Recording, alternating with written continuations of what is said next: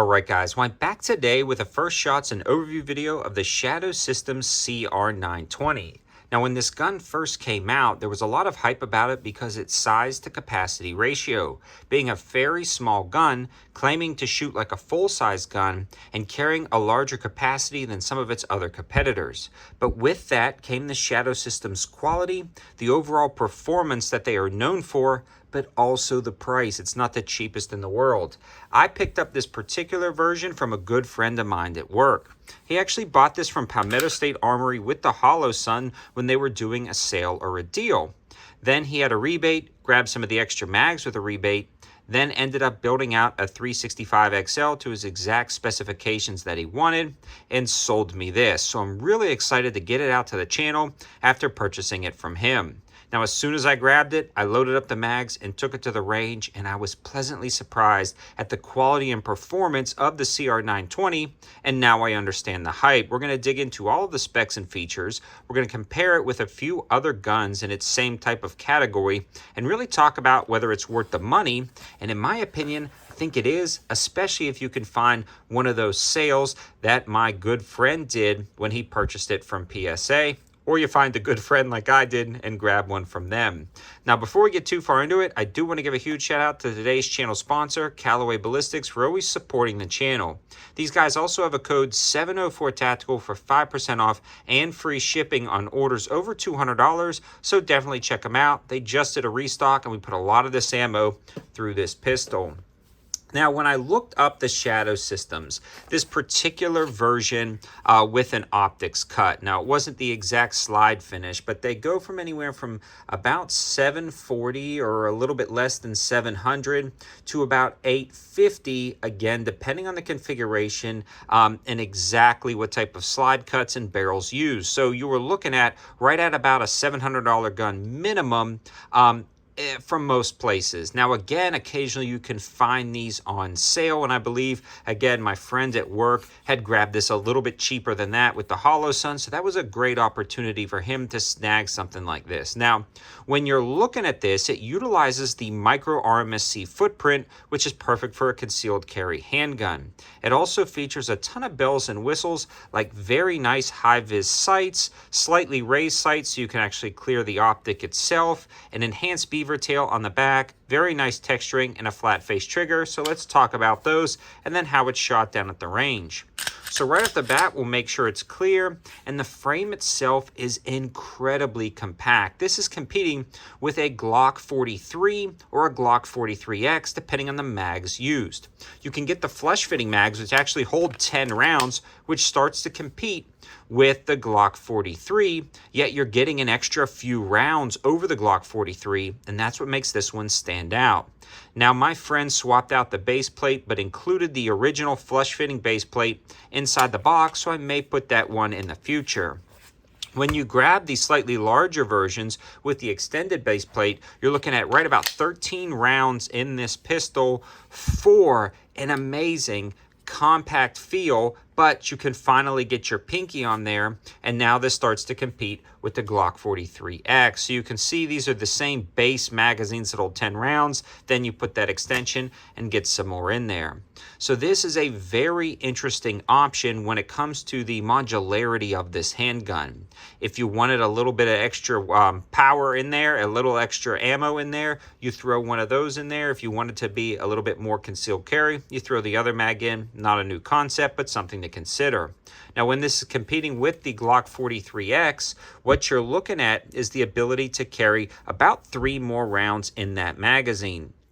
Because of that extra 3 rounds, I just feel like it's a game changer when you are looking at this gun.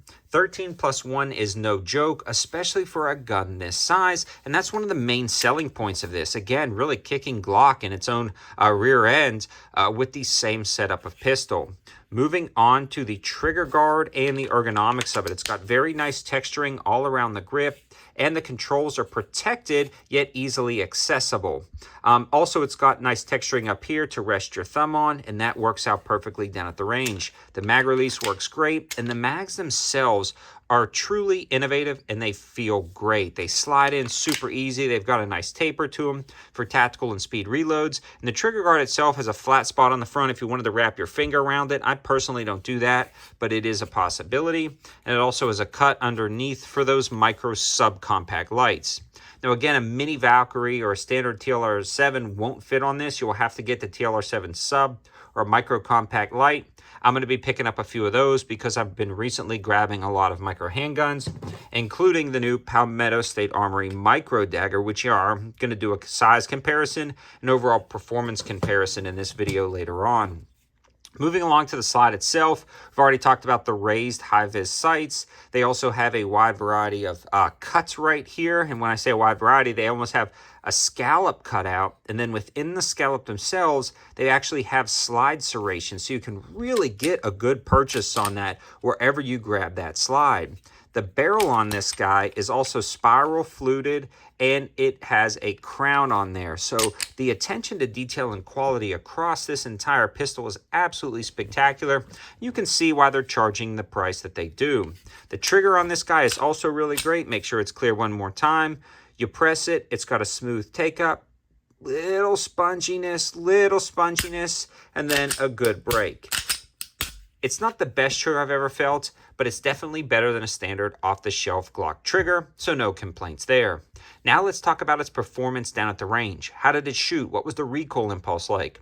A lot of times a deal breaker with micro compact 9s is the recoil impulse and how well it shoots, and I can confidently say Shadow Systems was not lying when they say this shoots like a full-size gun. Put the full-size mag in, use standard power ammunition, and you can rattle off shots all day with no real impediment to your ability to transition from target to target or fire shots quickly down to the target, getting them in small groups, making this great for a range pistol. Then again, if you put a little bit higher power ammo, you are going to feel that recoil a little bit more in your hands, but it's still manageable and controllable for personal defense situations, so it shoots great down at the range.